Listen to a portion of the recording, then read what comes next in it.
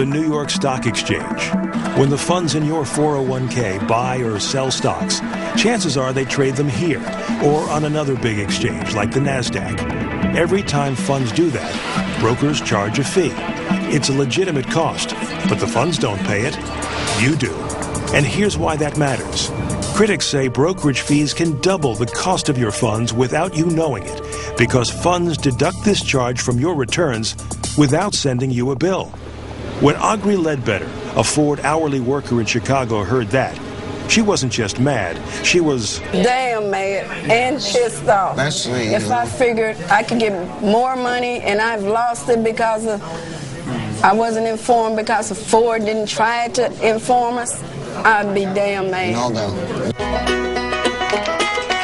To learn more about hidden brokerage costs, we headed to Bluegrass Country to talk some more with Dr. Greg Caston, president of Unified Trust Company, and a board-certified anesthesiologist whose chief specialty these days is diagnosing what ails retirement plans.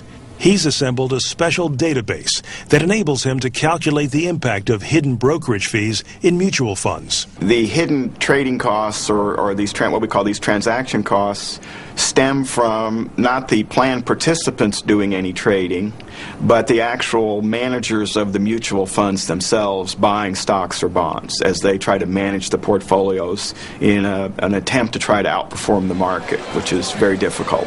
What's difficult is also expensive. Only funds don't disclose all the charges incurred when they trade. It can, in many cases, double the cost that you think is inside of the fund, and it's not uncommon at all, even in very, very large plans, that it adds 50% to the cost. Ford Motor Company proved no exception. So we asked Dr. Caston to review Ford's 401k plan, one of the biggest plans in the country, with nearly $12 billion in assets. According to data from 2004, the most recent year available, the returns were less than zero, -0.4% to be precise. The poor performance was due to a number of reasons, but were hidden brokerage costs one of them? Caston says yes. Caston discovered 0.4% in hidden brokerage costs, which translated into $17.2 million. Over time, that 0.5% can make a bigger difference than you might suspect for each of the workers in the Ford plan. How much of a difference? Maybe 10% of their retirement account balance when they want to retire. Maybe 15% of their ending balance will be gone because they didn't pay attention to those hidden brokerage and trading costs. For Audrey Ledbetter, the hidden trading costs added up to an estimated $211. Don't get me wrong, Ford does take care of us. Ford does give us a decent living.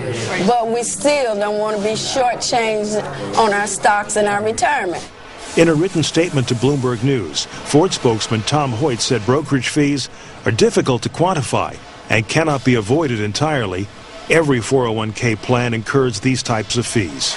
A spokesman for Fidelity said, "We provide our plan sponsors full information about fees. We believe our fees are very reasonable." Jerry Schneider didn't escape this fee either.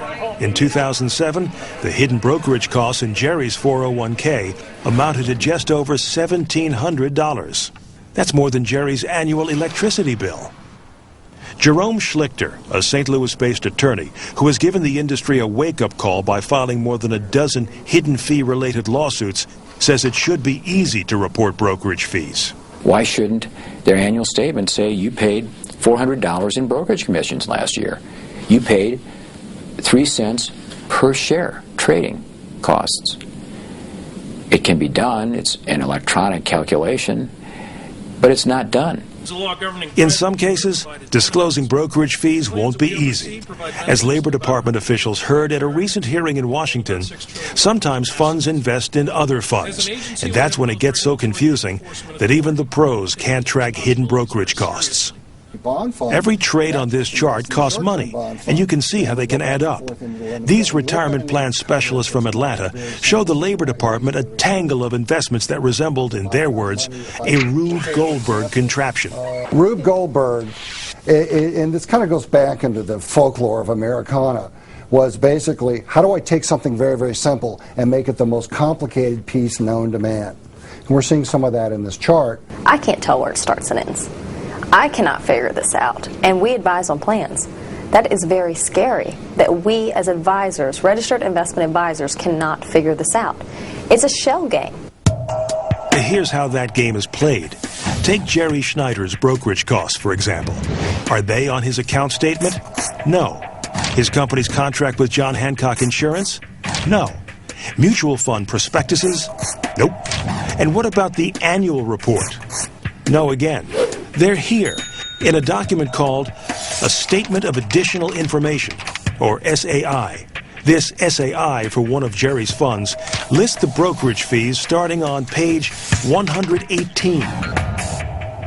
The 401k fair disclosure and retirement. House and Senate lawmakers are so concerned about hidden fees that in 2007 they introduced 3 different bills to fix this problem. Remember in The Wizard of Oz when they say, pay no attention to the man behind the curtain? Pay no attention to that man behind the curtain! Because there's a whole scam, there's a whole front going on, and you're not supposed to figure out what's going on behind the scenes. That's what the problem is. So what I think we have to do is pull back the curtain and say, here's how much money your fund earned.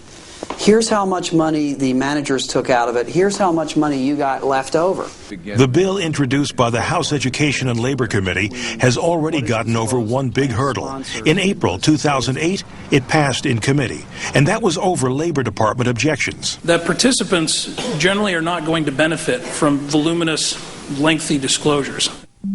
The Labor Department wants revenue-sharing fees and other financial conflicts of interest reported, but objects to demands from Congress that all fees be disclosed. The mutual fund industry prefers things stay the way they are now, and critics say that's not surprising. Americans have more than $3 trillion in 401ks, and a big chunk is managed by mutual funds. Hidden fees amounting to just 1% means $30 billion in revenue for the industry. The investment company Institute, which represents mutual funds, is warning that a law requiring the full disclosure of fees could do more harm than good. It would, at the very least, become extremely costly and difficult for mutual funds to be offered to employee benefit plans. This debate comes at a critical time. Unless 401k balances climb a lot higher, more and more Americans could be forced to work in their golden years to make ends meet because Social Security isn't enough to live on. And as SEC Chairman Cox put it, pension plans are going the way of the 8-track tape. Fees can make the difference between having a comfortable nest egg and joining the ranks of the elderly unemployed. You know, we can't be absolutely certain about a lot of things in the stock market. But the one thing that I am completely certain of is the more the fee I pay for the provider of the product, the less there will be for me. And Jerry Schneider?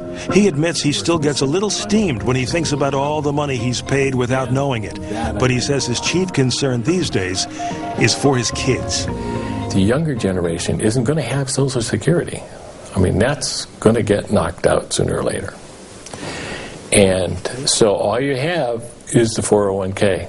I mean, basically that's going to determine whether you're eating dog food or steak. If the data from the AARP is anything to go by, some 40 million Americans have no clue what their retirement plans really cost. Jerry Schneider has been paying at least 30 times more than he thought he was paying. Perhaps even more scary is the fact that there's no way to know if you're one of those paying fees that could drain half your potential retirement savings. Because right now, the companies providing the plans are under no obligation to tell you. I'm Mike Schneider. Thanks for joining us.